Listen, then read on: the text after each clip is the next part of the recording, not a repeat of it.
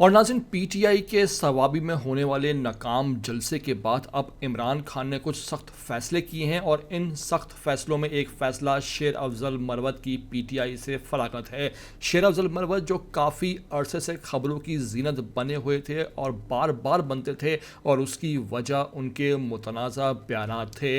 बार बार इमरान खान से शिकायत की गई और फिर बला आखिर इमरान खान ने उनको पार्टी से ही निकाल दिया, जिसका नोटिफिकेशन भी कल रात जारी कर दिया गया। इस मौके पर तमाम तर खबरें सामने आने के बाद अली अमीन गंदापुर हंगामी तौर पर इमरान खान से मिलने पहुंचे हैं अडयाला जेल, और उनको ये बताने की कोशिश की है कि शेर अफजल मरवत हमारा चीता है, टाइगर है, आपको किसी ने गलत बयानी के साथ गलत बातें पहुंचाई हैं, ऐसा ना कीजिए, इससे पार्टी को नुकसान होगा। नाज़रीन, इमरान खान और पीटीआई मशहूर ही इसी वजह से हैं कि वहाँ सेट सिस्टम नहीं है, वन मैन शो नहीं है, और अगर इमरान खान ये one man show set system PTI में नाफिज करेंगे तो फिर इमरान खान और फिर दूसरों में फ़र्क ही क्या रह जाएगा। इस वक्त इमरान खान को सोचना चाहिए, आंखें खुली रखनी होंगी, क्योंकि जिनसे बातों पे वो अमल करके शेर अफजल मरवत को निकाल रहे हैं पार्टी से बाहर, वो तो लाहौर की सड़कों पर दो बंदों के साथ भी नहीं निकल सकते।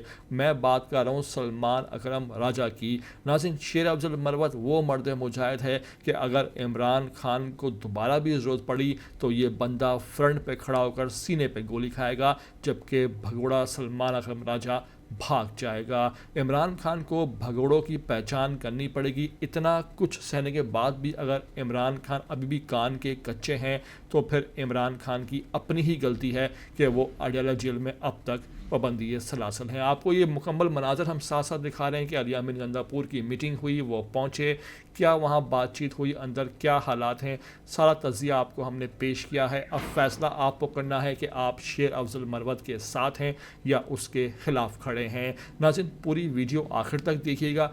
चैनल पर नए आए हो तो लाजमी से भाई इसको सब्सक्राइब कर लो, लाइक कर लो, शेयर करो और कमेंट करके हमें अपनी कीमती राय से लाजमी आप आगाह किया करो।